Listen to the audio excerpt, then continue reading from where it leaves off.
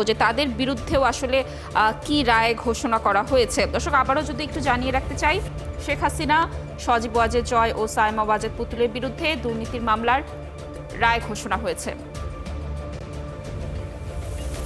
দর্শক, যেহেতু কিছুক্ষণ আগে শেখ হাসিনার বিরুদ্ধে ২১ বছরের কারাদণ্ড রায় ঘোষণা করা হয়েছে, রায় ঘোষণার পর এই মুহূর্তে বিএনপির নেতা রুহুল কবির রিজভী কথা বলছেন। আমরা সরাসরি চলে যেতে চাই সেখানে।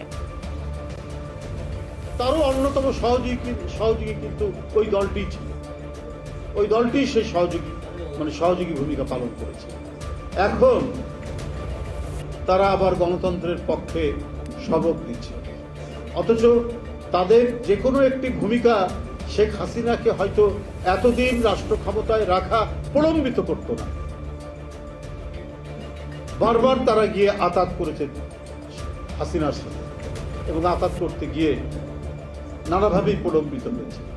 এত ছাত্র, এত তরুণ, এত শ্রমিক তাদের আত্মদান যেভাবে করেছেন, যে উৎসর্গ করেছেন জীবন, এত এত এত অমূল্য সম্পদের বিনিময়ে, নিজের জীবনের বিনিময়ে ৫ই আগস্টে আমরা যে পতন ঘটাতে সক্ষম হলো এই জাতি, সেটা এত দীর্ঘ সময় লাগতো না যদি তারা বারবার যদি বিক্রে না করে।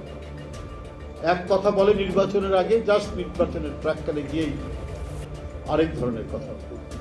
এই ধরনের ভণ্ডামি, মিথ্যাচারিতা, অঙ্গীকারহীনতা, এই দিয়েই আজকে রাষ্ট্র পরিচালনা হয়েছে দীর্ঘ সময় হাসিনার নেতৃত্বে এবং হোসেন মোহাম্মদ এরশাদের নেতৃত্বে। এবং সেই হোসেন মোহাম্মদ এরশাদের ৯০-এর যে বিজয় হলো, তার আগের যে ৯ বছর এই ধরনেরই কষ্ট করতে হচ্ছে, এই ধরনেরই আমাদেরকে নানা ধরনের উৎপীড়নের শিকার হতে হয়েছে। এবং তখনও আমাদের প্রিয় নেত্রী, দেশনেত্রী বেগম খালেদা জিয়াকে গ্রেপ্তার করা হয়েছে। একটি চলন্ত গাড়ি থেকে সেই গাড়ি থামিয়ে তাকে ধরে নিয়ে যাওয়া হয়েছে। সেটাও তো আমাদের চোখের সামনে।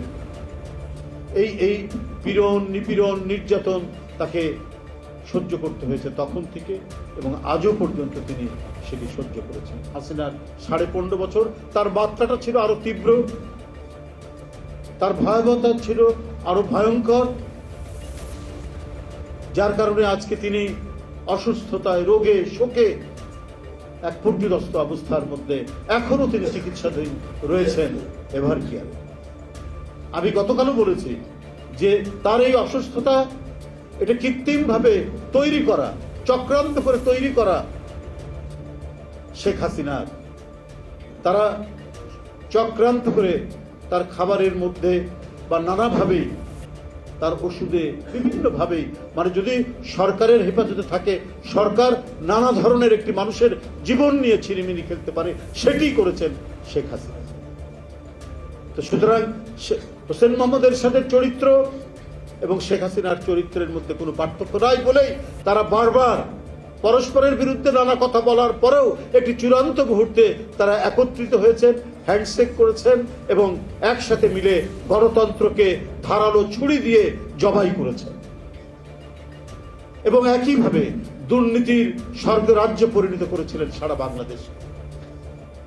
ব্যাংক লোপাট থেকে শুরু করে মানুষের আর্থিক প্রতিষ্ঠান লুট করা থেকে শুরু করে সমস্ত কিছু করেছেন হোসেন মোহাম্মদ এরশাদ, এবং তার চূড়ান্ত বিকাশ এবং এর একটা ভয়াবহ ম্যানিফেস্টেশন আমরা দেখলাম শেখ হাসিনার আমলে। কোনো পার্থক্য নেই বলি। আমরা জনতা টাওয়ারের কথা বলি, এটা ছিল তার স্ত্রীর জনতা টাওয়ার। এই নিয়ে মামলা মোকদ্দমা আমরা পরবর্তী পর্যায়ে আপনারা দেখেছেন। এদের একনায়কদের তো কোনো আইন লাগে না, একনায়করা কোনো আদালতের তোয়াক্কা করে না, কারণ তাদের হাতে থাকে রাষ্ট্র ক্ষমতা, এবং এই অবৈধ রাষ্ট্র ক্ষমতা দিয়ে তারা দেশের আইনকে নিজেদের স্বার্থে কাজে লাগায়। এটা এরশাদও যেমন করেছে, হাসিনাও তেমনি করেছে। আজকে একটি মামলায়, প্লট বরাদ্দের মামলায় তার নাকি 21 বছরের সাজা হয়েছে।